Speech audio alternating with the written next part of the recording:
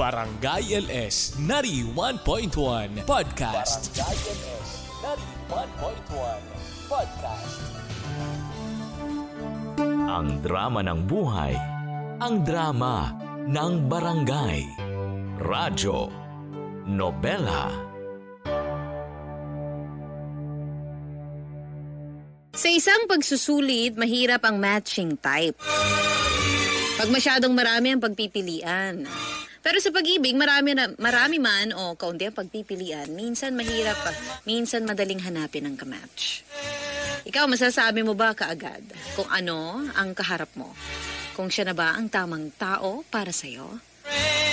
Ito po ang kwento ng ating kabarangay na si Jonas. Sabay-sabay nating tunghayan ang unang bahagi ng kanyang sulat dito sa Radyo Nobela. Radyo Nobela. Radyo Nobela.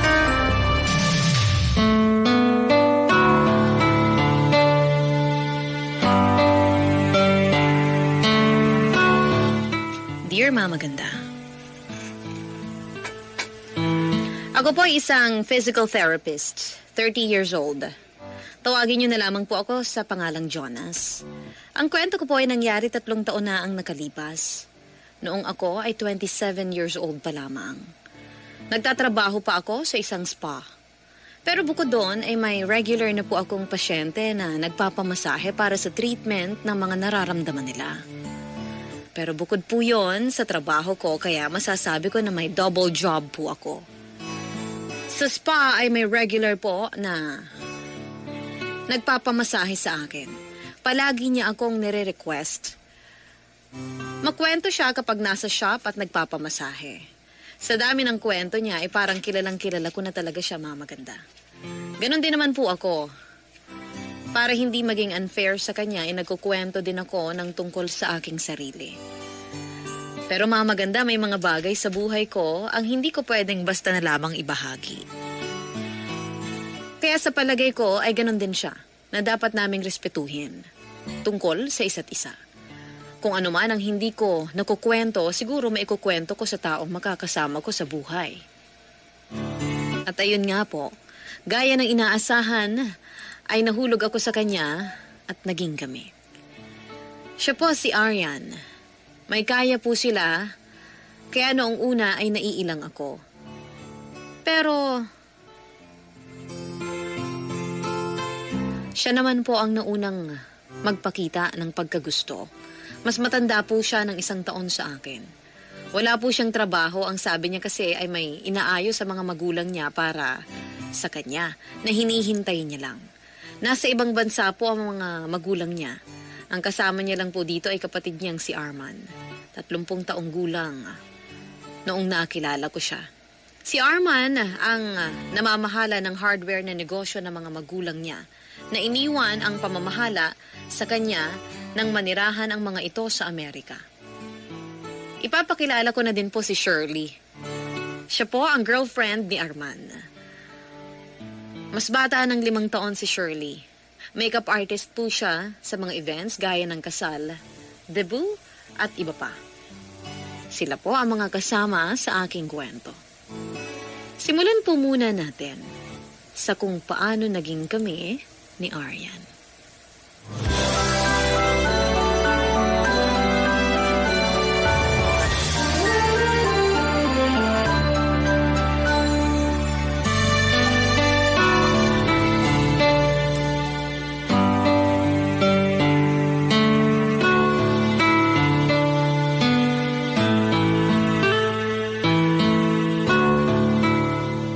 Tao po. Jonas, ikaw na ba yan? Aryan? Oo, pasok ka. Aryan, Jonas, upo ka. anong nangyari sa'yo? Bakit mo ako pinapunta? Wala naman. Gusto ko lang magpamasahe. Ha? Bakit dito? Dapat dun sa klinik. Para maiba naman ang ambience. Hindi talaga ako tumatanggap ng home service eh. Akala ko kasi kung napano ka kaya ako pumunta. Ha? Bakit naman ayaw mo ng home service? Kasi yung massage sa spa ko lang ginagawa. Pero pag special therapy na, dun lang ako nag-home service. Special therapy? Oo, gaya ng napilayan o kaya na stroke. Ay, ganun ba? Akala ko kasi okay lang ang home service eh. Meron naman sa klinik na ibang therapist na nag-home service. Pwede kang tumawag dun para magpadala sila ng tao. Akala ko pa naman makakapagpamasahe ako. Masakit kasi yung paa ko eh. Ewan nga, parang nung nadulas ako kahapon, tapos bigla na lang sumakit. Ha? Bakit di mo agad sinabi? Akin yung paa mo. Ipatong mo dyan sa sofa. Dahan-dahan lang ah. Masakit ba? Parang nawawala na nung hawakan mo pa lang. Teka, niloloko mo lang ako, no? Uy, wag kang magalit ah. Kasi naman parang ang suplado mo ngayong araw. Hindi naman. Gusto ko lang talaga ibukod ang pagiging masur ko at pagiging piti. Piti ka pala talaga. Oo.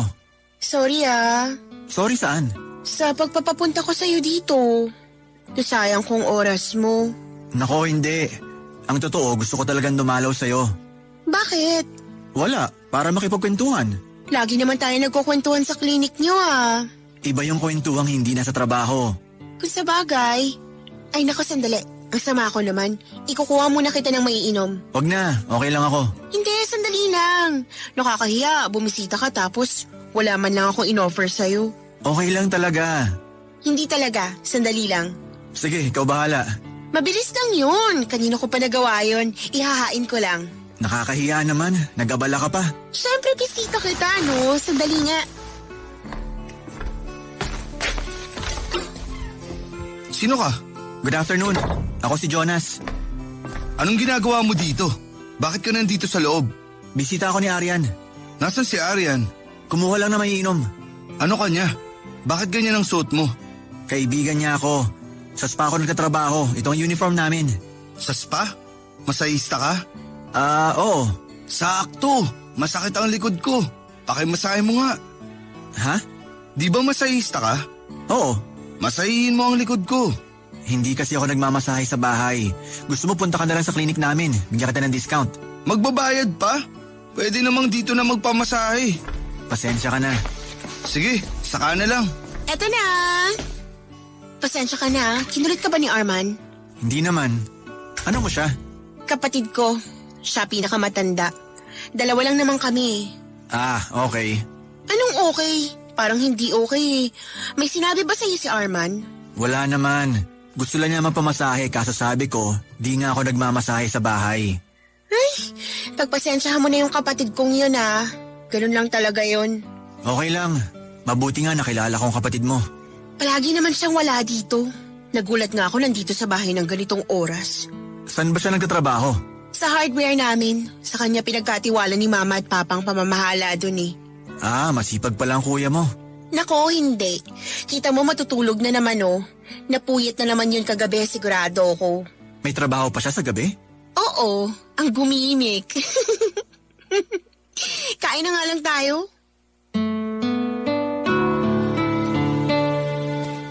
Nagulat ako nung biglang pinapunta ako ni Aryan sa kanila. Sa totoo lang, kung magpapamasahe sa spa,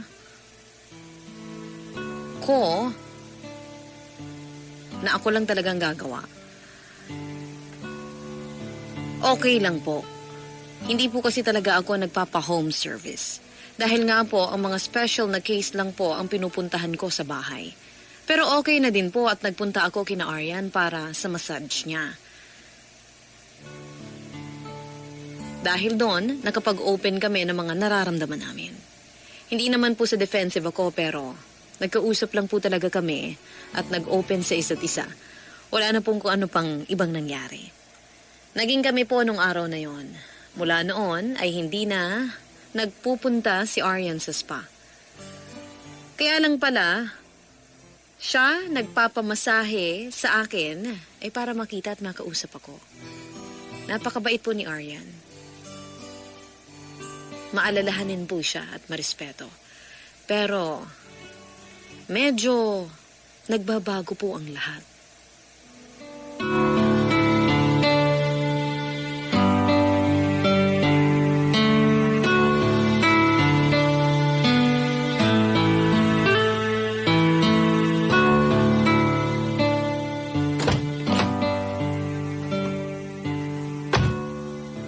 Eto ang tubig. Uminom ka muna. Ano bang nangyari? Kailangan pa ba itanong yan?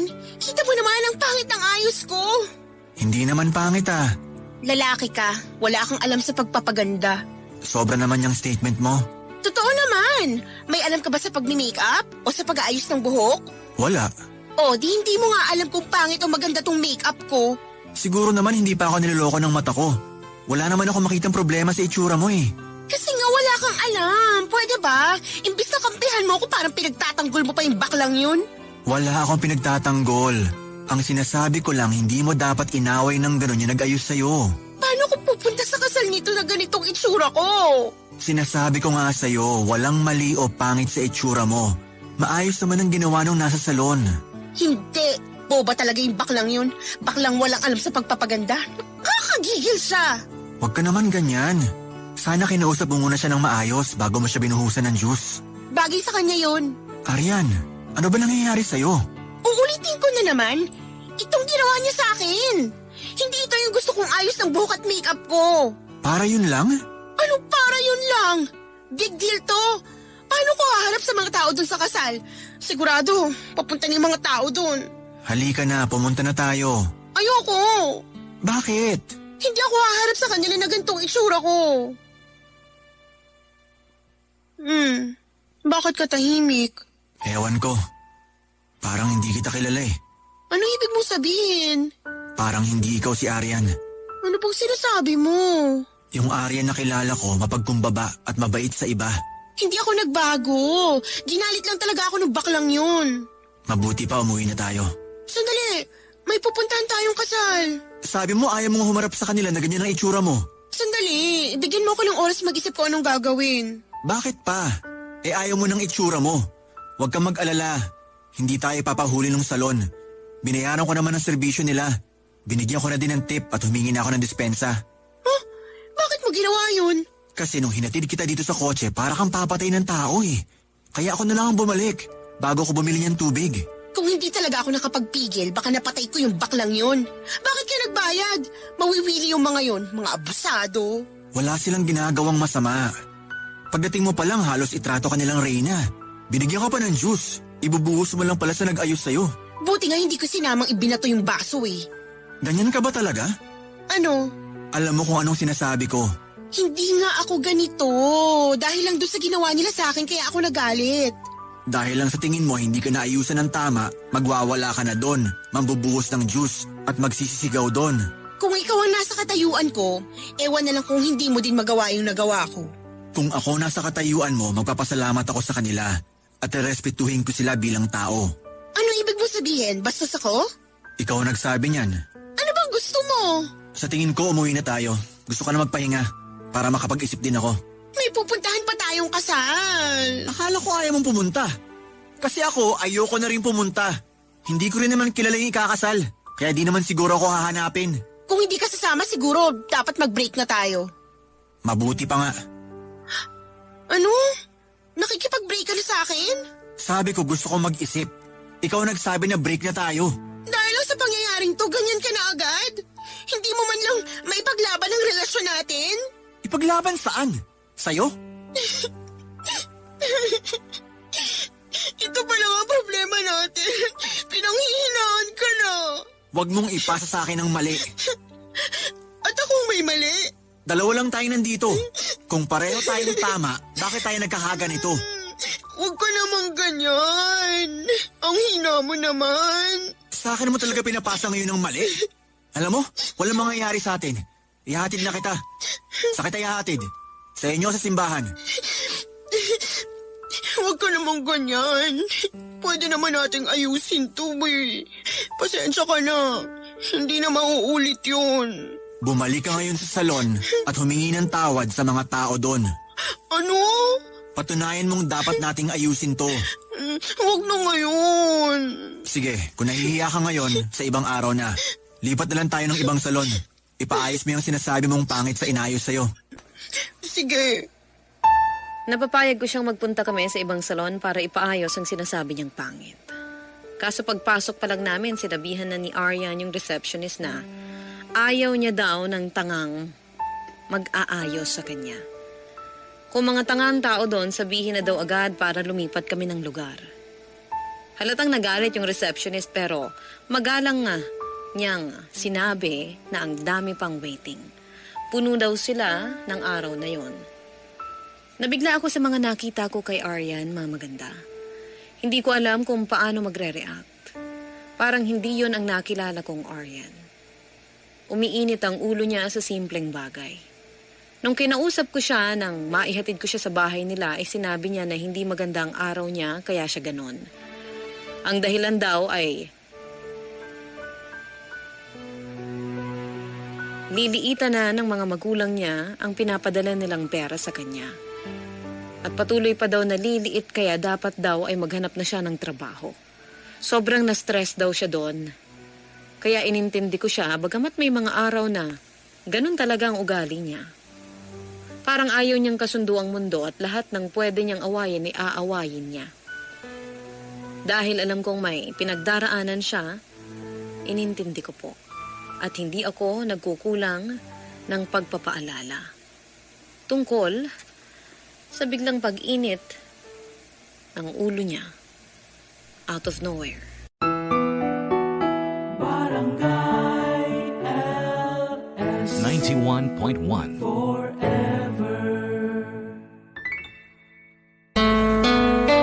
Si Mama Ganda sa Radyo Nobela.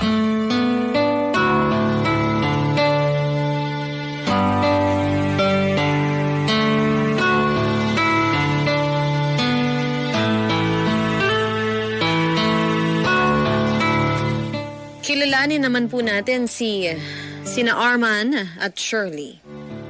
Nakilala ni Arman si Shirley nang minsang naging isa sa groomsmen si Arman sa isang kasal.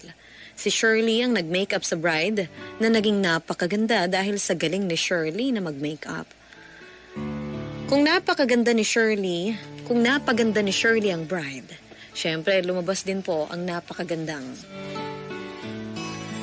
mga bridesmaid na inayusan din ni Shirley. Hindi kasama sa entourage si Shirley, kaya napaka-light lang ng makeup niya.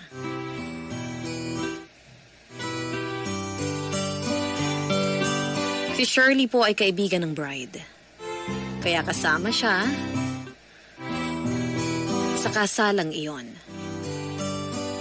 Pero yun nga po, mamaganda.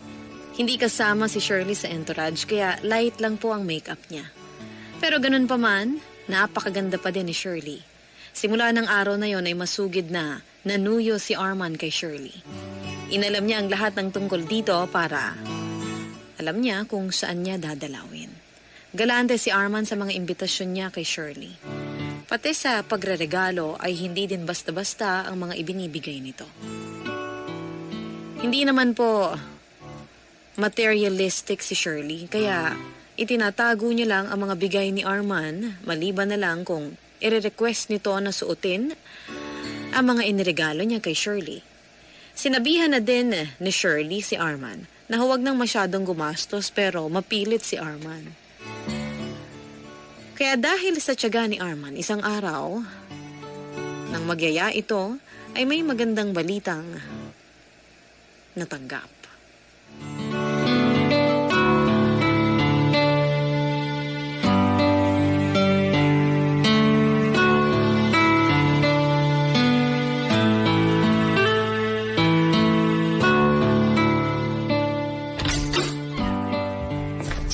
Galing? May kasama ako. Umayos ka dyan. Hi. Sino ka? Si Shirley. Shirley, si Aryan, kapatid ko. Hello. Girlfriend mo? Hindi pa. Mahina ka pala eh. Ang pagmamahal at pag-ibig, hindi puwersahan. Wow ah. Tumahimik ka na nga. Huwag mo akong pinapahiya. Kumusta ka, Aryan? Mabuti naman. Anong trabaho mo? Uy, bakit mo tinatanong kung anong trabaho niya? Masama ba? Hindi magandang tanong yan. Okay lang, Arman. Makeup artist ako. Saang salon ka? Wala, freelancer ako. Ay, racket-racket lang. Parang regular din naman kasi sa isang linggo hindi naman ako nababakante. 5 hanggang 8 ang naayusan ko sa isang linggo. Weh. Alam mo, pumasok ka na sa kwarto mo at may pag-uusapan pa kami. Sandali, may mga tanong pa ako eh. Hindi ka nagtatanong, nang i-interrogate ka eh. Nakakatuwa naman kayong dalawa. Ako siguro oo, pero si Arman parang wala pang natuwa sa kanya. Mabuti pa, tayo na lang ang umalis. Bakit naman? Nakakatuwa ngang kausap tong kapatid mo eh. Oo nga, ikaw lang din ang hindi natutuwa kasi nga hindi ka nakakatuwa. Halika na. Saan? Osha, ako nang aalis. May bibili na ako sa labas. Ayoko din naman madinig ang mga sasabihin ni Arman eh. Pasensya ka na kay Arian ha. Ang cute nga eh. Ganyan din yung kapatid ko sa akin, palagi akong inaasar. Namiss ko tuloy yun. Nasaan ba ang kapatid mo?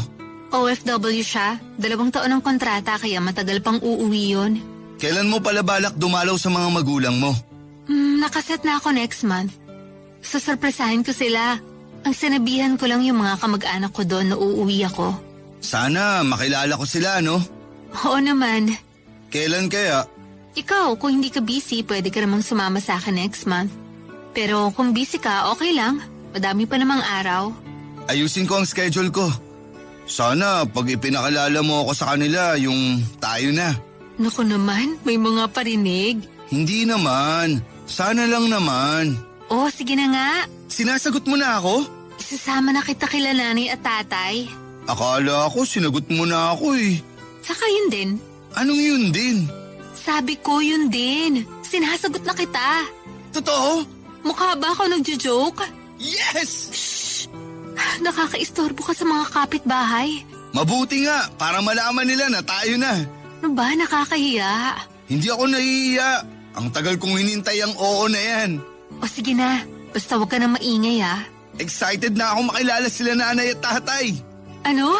Sila nanay at tatay mo. Tao po. Arian? Oh, may tao. Sino yan? Ako to, si Jonas. Sino yun? Boyfriend ng kapatid ko. Pasok! Ay, Arman. Nandiyan ba si Arian? Lumabas, may bibilin daw. Uy, ipakilala mo naman ako. Ay, oo nga pala, si Shirley, girlfriend ko. Shirley, si Jonas, boyfriend ni Arian. Nice to meet you. Aantayin mo pa ba si Arian? Ano ba namang tanong yan? Oo, sana eh. Lalabas kasi kami. Alangan namang iwan kita dito. Ah, ganun ba? Sige, aalis na rin ako. Sandali. Mamaya na tayo umalis. Antayin na nating dumating si Arian. Okay lang, baka nakakaistorbo ako. Doon ko na lang siya aantayin sa labas. Oh, ayun naman pala eh. Tara na. Ikaw puro kakalokohan. Nakakainis yung biro mo ha. Hintayin na natin si Arian. Ikaw naman, di mabiro. Siyempre, aantayin natin si Arian. Ilalabas ko na tong binili mong ensaymada ha. Para makakain din si Jonas. Ha? Para sa'yo yan eh. Oo nga. Kaya nga bubuksan ko na at para may makain tayo. O eto, kuha ka Jonas. Sige, busog pa ako. Salamat. Kumuha ka na, tikman mo lang. Favorite ni Arman yan eh. Sige na nga. Salamat ah. Jonas, nandito ka na pala. Halika, doon tayo mag-usap sa kwarto. Baka makaistorbo tayo dyan. Okay. Ay, ensaymada! Kuha ka ng atin, Jonas. Doon na natin kainin sa kwarto. Kay Shirley yan. Hayaan mo na, madami naman yan. Ang bait talaga ni Hipag. Salamat! Tara na, Jonas. Sinagot ni Shirley si Arman dahil natuwa daw siya sa pagiging masigasig nito. Isa pa, napakabait at magalang na lalaki daw si Arman. Napakaligaya daw ni Arman nung sagutin niya pero syempre masaya din po si Shirley.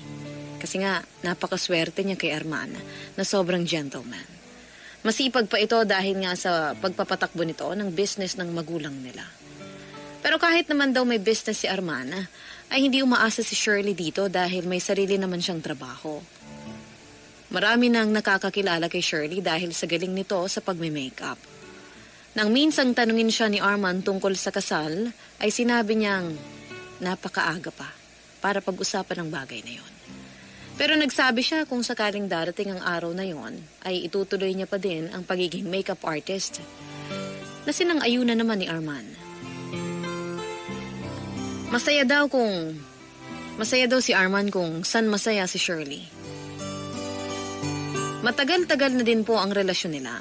Pero kahit ganon, ay hindi pa nagkakaroon ng pagkakataon na magkasama-sama kami sa iisang tanghalian o hapunan. Nabuksan ko kay Aryan ang nasa isip ko na iyon. Pero ang sabi na lang niya, okay lang daw. Meron daw silang kani-kanilang buhay. Kaya may mga ginagawa na hindi umaayon sa pagsasama-sama namin. May punto naman si Aryan dahil may mga trabaho din kaming lahat at hindi po magtutugma ang aming mga schedule. Pero isang beses na niyaya ako ni Arman para magka-team nila sa isang basketball game.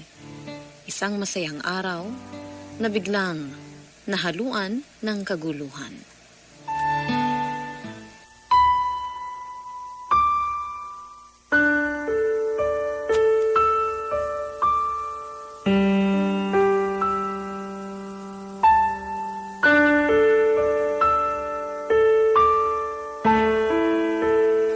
Huminahon ka nga, laro lang yan.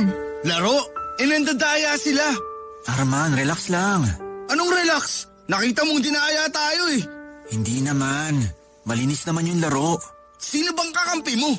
Hinila kita dito para maging kakampi namin. Tapos papanig ka sa kabila?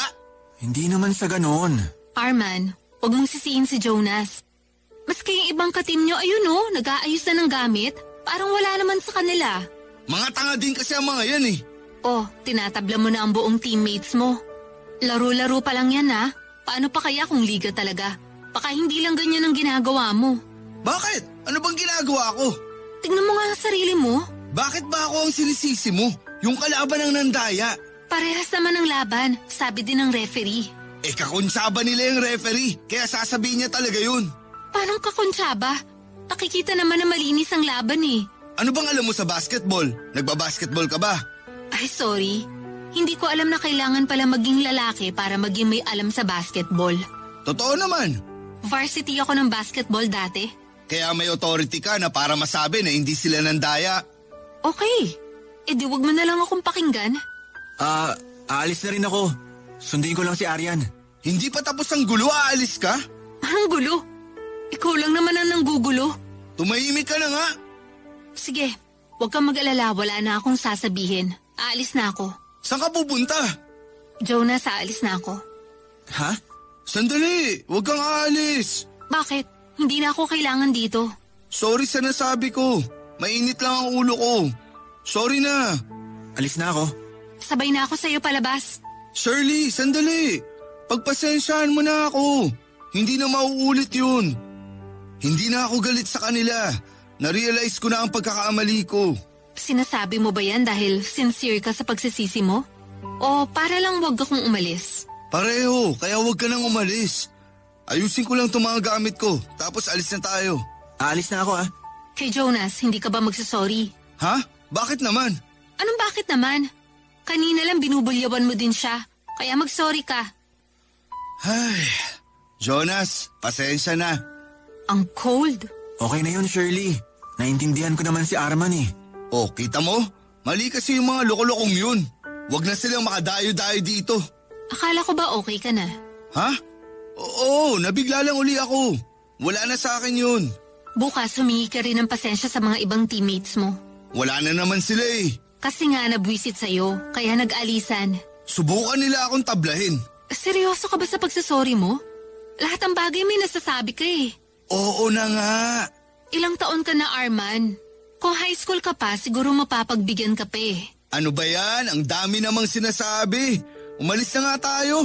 Habang nandito tayo sa court, ang dami mong masasabi at babalik-balik ang inis ko. Pwede na ba akong umalis? Nasaan ba si Aryan? Nasa resto dun sa may kanto. Nandun lang pala siya, bakit hindi siya nanood ng laban? May pinuntahan siya kanina. Kakadating niya lang sa resto. Nagpapalusot ka pa. Bakit ba lahat ang sabihin ng mga tao hindi mo pinapaniwalaan? Kilala ko si Aryan, kapatid ko yun. Ay naku, pagsisimulan na naman to ng bagong diskusyon. Halika na nga. Okay, mauna na ako. Sandali, sama na kami sa'yo. Kakain din naman kami ni Arman. Humiwalay na tayo sa kanila. Bakit naman? Basta, gusto ko yung tayong dalawa lang. Bahala ka nga. Tara na? Sige, mauna ka na, Jonas. May pupuntahan pa daw kami. Ha? Okay. San tayo? Ano? Akala ko ikaw ang may plano. Ayaw ko lang na sumama dun sa pupuntahan nila, pero wala pa akong plano. Ano bang gusto mo? Kain na lang tayo. Gutom na ako eh. Saan tayo? Wala akong maiisip eh. Mabuti pa sa inyo na lang. Pagpa-deliver na lang tayo. Yun na nga lang. Doon ako order sa resto sa kanto ha. Pagkain din pala doon ang gusto mo. Bakit hindi pa tayo dumaan na lang doon at mag-take out? Wag na, ayokong pumunta doon. Bakit ba ayaw mo makasama ang kapatid mo? Ha? Okay lang naman sa akin nakasama si Arian. So, anong dahilan? Bakit ayaw mo magpunta doon sa resto? Hayaan mo na, kalimutan mo na yun. Ay nako, sabihin mo muna. Pag hindi mo sinabi, uuwi na lang ako. Magkanya-kanyang kain tayo. Grabe naman. O sige na, aaminin ko na. May nakaaway ako doon. Pati doon? Doon din sa grocery may nakaaway ka. Saang lugar ka walang kaaway? Pinagtatanggol ko lang naman ang sarili ko. Ayoko na magtanong. Tara na, umuwi na tayo para makakain. Mag-order ka na. Para sakto nasa inyo na tayo pag-deliver.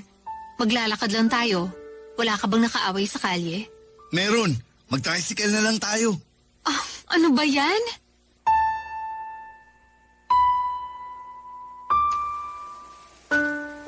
Doon nalaman ni Shirley na madami palang nakakaaway si Arman sa iba't ibang lugar. Kaya parang pinaliit niya ang mundo niya. Ayon kay Shirley ay natakot siya kay Arman ng oras na yon. Hindi niya akalain na may ganong ugali si Arman. Mas natakot siya nang pati siya ay parang dinidiktahan na nito sa mga ginagawa at gagawin niya. Nung makita daw ni Arman ang reaksyon ni Shirley ay biglang nag-iba nang ganun kabilis ang ugali niya. Bigla po itong naging maamong tupa at todo hingi ng tawad kay Shirley. Parang pareho kami ng karanasan ni Shirley dahil pare-pareho ng inaasal ang aming mga karelasyon na nagkataong magkapatid nga po, si Arman at si Arian. Pero sa mga panahong ito ay hindi pa kami nakakapag-usap ni Shirley. Kaya wala pa kaming idea sa mga karanasan namin sa magkapatid. Hanggang isang araw ay napunta si Shirley sa spa namin. May customer pala siya na nagpapa-makeup ang nagbigay sa kanya ng gift check para sa service na ginawa niya. Hindi po ako ang nag-massage sa kanya.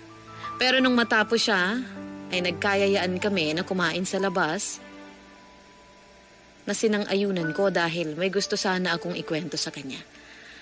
Pero yun nga po, pinanghinaan lang ako ng loob. Ang hindi ko alam ay ganun din pala si Shirley. May gusto ding ikwento, pero nahiya lang siyang sabihin sa akin. Barangay LS. In Lucena, 91.1. Si Mama Ganda sa Radyo Nobela.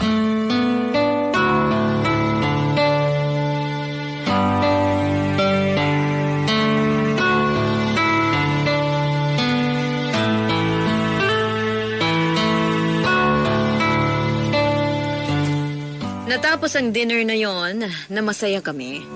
Parang ang tagal na naming magkakilala, kahit yun pa lang ang unang usap namin. Hindi man malalim ang usapan, at hindi man namin nasabi ang mga dapat ikwento namin, ay naging maganda dahil nakilala namin ang isa't isa. Pero sa loob namin ay, kung totoo ba, ang mga pinapakita namin sa bawat isa. O nagbabalat kayo kaming dalawa. Pati kami nagdududa sa bawat isa dahil sa karanasan namin sa mga girlfriend at boyfriend na nagkataon nga pong magkapatid, si Arian at si Arman. May mga pasaring na tanong kami kung kamusta si Arian o kamusta si Arman, pero pareho kaming nagde-deny na puro maganda lang ang sinasabi tungkol sa kanila. Nagkatanungan din kami na bakit hindi pa kami nagsasama-sama sa iisang hapunan para mas makapagkwentuhan. Saka nasabi ni Shirley na may malaking tip na binigay sa kanya ang isang kliyente na nagpa-makeup, kaya magti-treat daw siya. Sabi niya na mas mainam daw kung doon sa bahay nila Arman at Aryan para siguradong nandun ang magkapatid. Sumang-ayon ako, Mama Ganda. Nag-set kami ng date para siguraduhin na walang mawawala sa magkapatid. Na parehas silang nandoon. Maganda ang plano. Tumatakbo sa isip namin ang saya. Hanggang sa dumating ang itinakdang araw ng pagkikita-kita naming apat. Masusurpresa pala kami ni Shirley sa malalaman pa namin tungkol kina Arman at Aryan.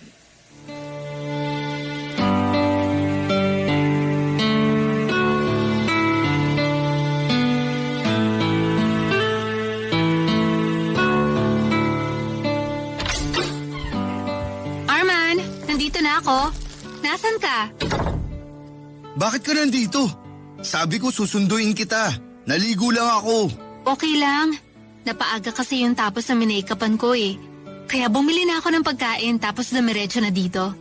Halika, ayusin na natin itong mga dala ko. Magkano lahat tong nabili mo? Ano ka ba? Treat ko nga, di ba? Gumagastos ka pa. Paminsan-minsan lang naman. Sana tayong dalawa na lang ang kumain sa labas. Ano ka ba? Ngayon lang natin makakasamang kumain sina Aryan at Jonas. May boyfriend naman na siya kaya may magtitreat na sa kanya. Tsaka para makapagkwentuhan naman tayo. Sa tagal ko nagpupunta dito, hindi pa kami nagkakakwentuhan ni Aryan.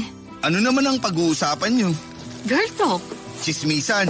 Ayan ka na naman sa pagiging judgmental mo eh. Pag ang mga babae nag-uusap, chismis na agad. Eh ano pa ba ang pag-uusapan ng mga babae? Marami, Arman. Magugulat ka. Marami. Isa ka sa pwede namin pag-usapan. Eh di chismis nga. Pag totoong pinag-uusapan, hindi chismis yun. Totoo? Kung galing kay Aryan, siguradong kasinungalingan yun. Sobra ka sa kapatid mo. Sinasabi ko lang. Nasaan nga pala si Aryan? Ewan dun, nagpalinis na naman daw ng kuko. Hindi ko nga alam kung gaano ba kadumi ang kuko niya. At halos araw-araw siyang nagpapalinis. Napaka-harsh mo talaga sa kapatid mo. Tao po! Aryan! Si Jonas na yata yun. Nauna pa yung shota. Pasok! Aryan? Jonas, nandito kami sa kusina. Good evening. Maupo ka muna. Naghahain lang kami. Si Aryan. Nagpalinis na naman daw ng madumi niyang kuko. Nako Jonas, wag mong pakinggan yan. Hintayin mo na lang si Aryan, baka pabalik na din yun. May maitutulong ba ako? Naku, kami na. Kaya na namin to. Pakilagay yung mga inumin sa ref. Ah, sige. Naku, wag na Jonas.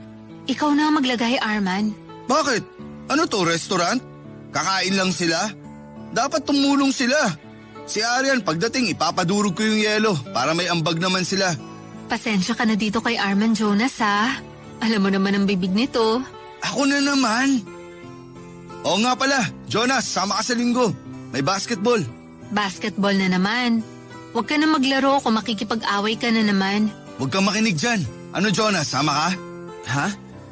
May lakad yata kami ni Aryan sa linggo. Ako na ang bahala kay Aryan. Ito talaga? May lakad nga sila. Sisirain mo ang plano nila. Ano yan? Pwede ka talagang akyat bahay. Hindi man lang namin nadinig ang pagpasok mo. Bakit ba? Bahay ko din naman to ah. Halika na, Aryan. Kain na tayo. Kumain na ako. Tara na, Jonas. Ha? Saan tayo pupunta?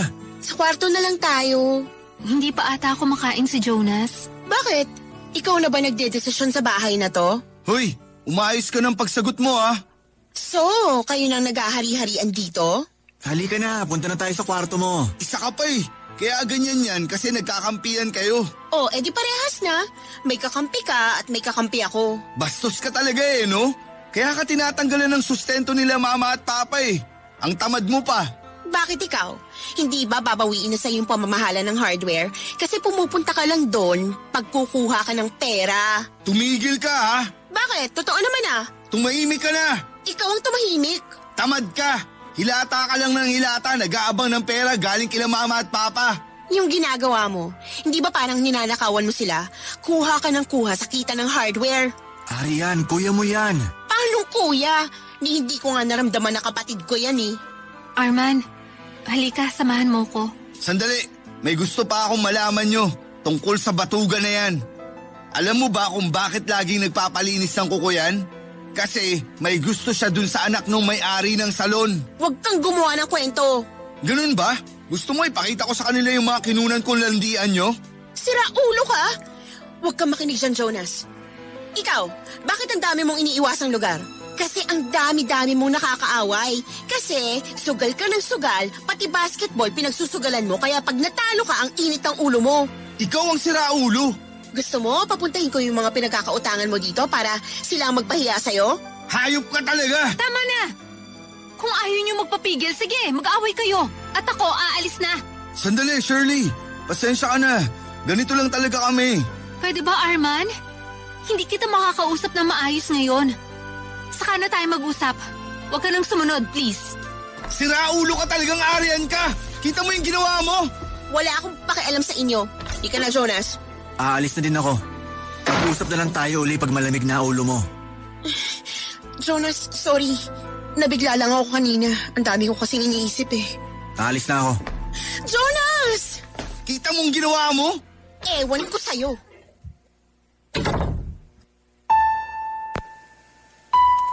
Pareho kaming natulala ni Shirley sa inasal ng magkapatid sa isa't isa. Kahit hindi kami nag-uusap, ay parang alam na namin ang sasabihin namin. Ang sa akin ay sobrang nade-disappoint ako sa inaasal ni Aryan. At si Shirley naman ay takot.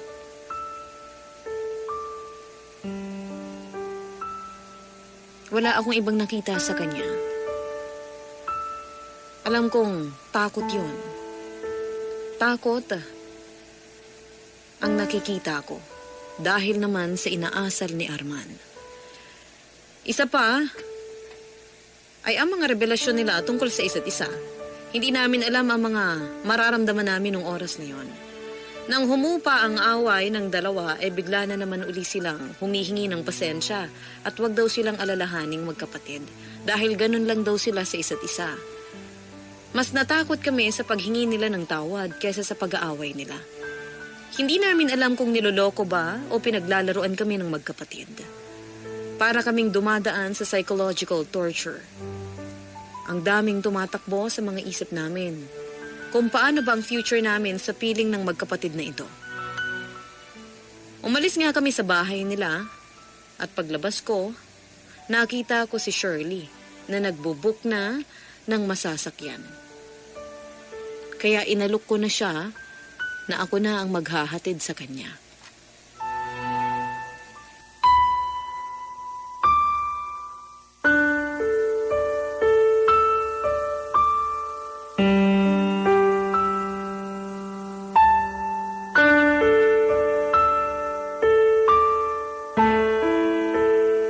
Shirley, may hinihintay ka ba? Ang hirap mag-book ng sasakyan eh. Halika, ihatid na lang kita. Dala ko naman ang kotse. Hindi ba nakakahiya? Sa naranasan natin kanina, ngayon pa ba naman tayo mahihiya sa isa't isa? Oo nga. Kahit hindi tayo nag-aaway, parang damay tayo sa kahihiyan. Halika na, nandun ang kotse ko. Sige, Okay ka lang ba? hindi ko alam eh. Naiintindihan kita. Ikaw, anong nararamdaman mo? Hindi ko din alam. Parang namanhid na ako para makaramdam pa. Hindi ako makapaniwala sa nangyari. Eto na yung kotse. Salamat.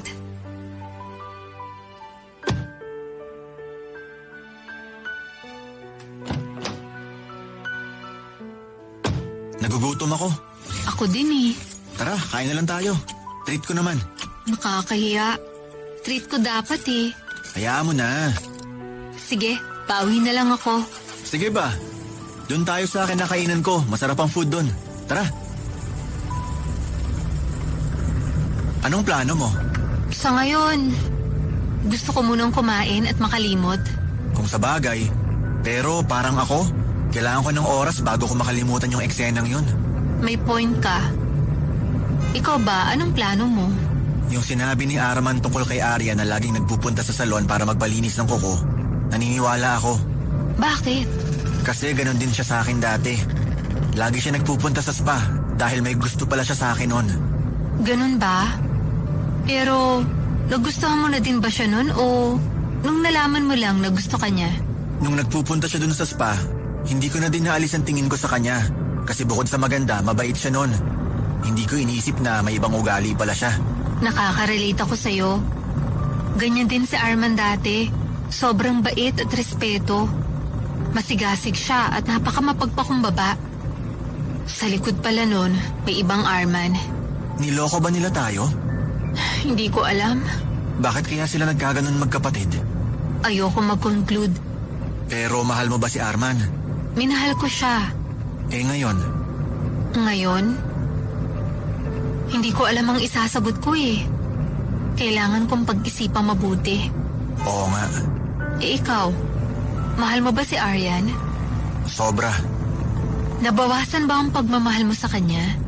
Madami na siyang ginagawa dati. Pero pilit kong kinakalimutan kasi baka ganun lang siya pag biglang nagagalit. Sabi ko sa sarili ko na ako dapat ang makapag-ayos ng ugali niya na yon. Pero ano? Pero iba yung kanina. Nagsisimula pa lang ang relasyon namin. Tapos may malalaman ako na may nagugustuhan siyang iba. Masakit. Sorry. Huwag kang mag-sorry. Hindi mo naman kasalanan. Okay lang ako. Ikaw, gaano mo kamahal si Arman? Sabi ko nga kanina, maganda ang mga ipinakita niya sa akin. Yun ang nagustuhan ko sa kanya. Pero kung iba na ang nakikita ko, ibig sabihin, nawawala na yung minahal ko sa kanya. Mahal ko si Aryan pero hindi ata ako makakapag-ayos sa ugali niya. Napaisip na ako sa mga sinabi mo.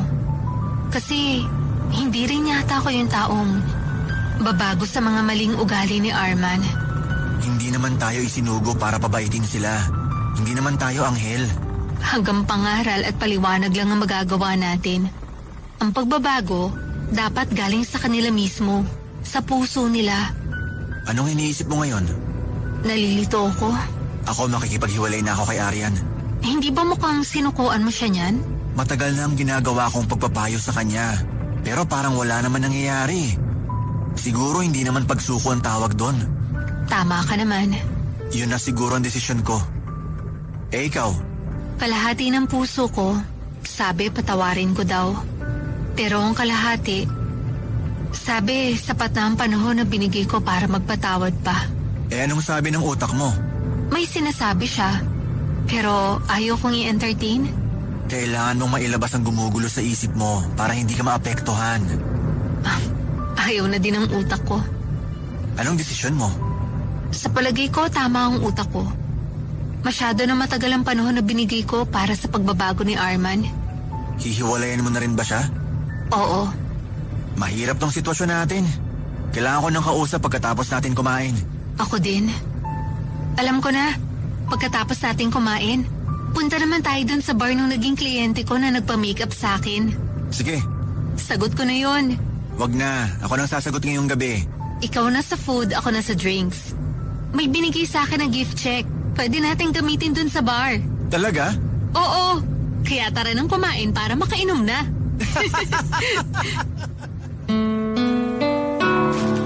Kumain kami, Mama Ganda. Wala namang nawala ng gana sa amin kasi nagkwentuhan kami buong magdamag. Mula sa resto, lipat sa bar at hanggang makauwi. At na mga sumunod na araw ay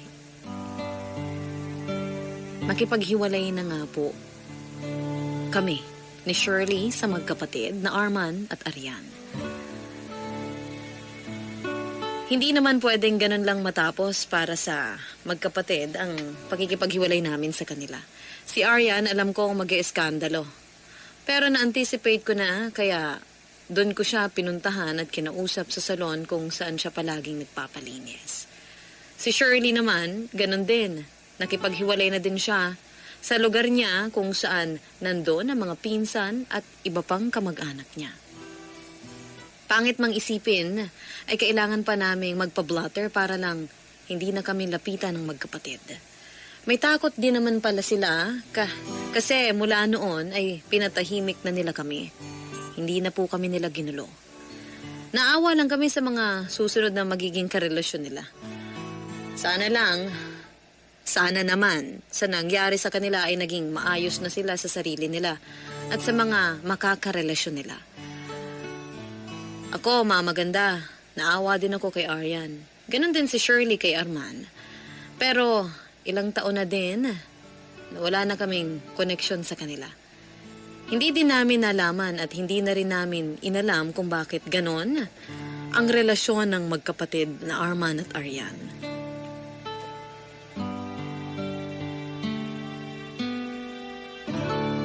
Kung bakit ganun sila kagalit sa isa't isa. Kami naman ni Shirley, magdadalawang taon na kami magkarelasyon, Mama Ganda.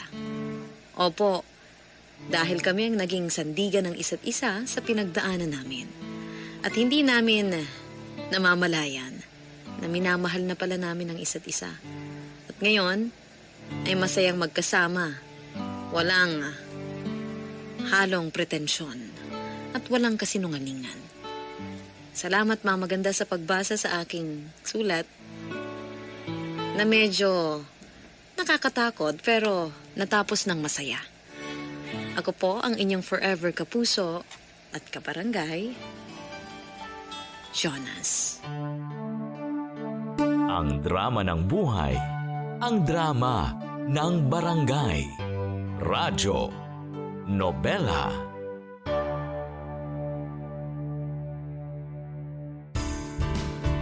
Hello mga kabarangay! Nagustuhan mo ba ang itinampok na kwento natin ngayon? Huwag kakalimutan na i-follow ang Barangay LS Nari 1.1 Podcast at ang iba pa naming social media accounts. Huwag din kakalimutan ang pakikinig sa Barangay LS Nari 1.1 Forever!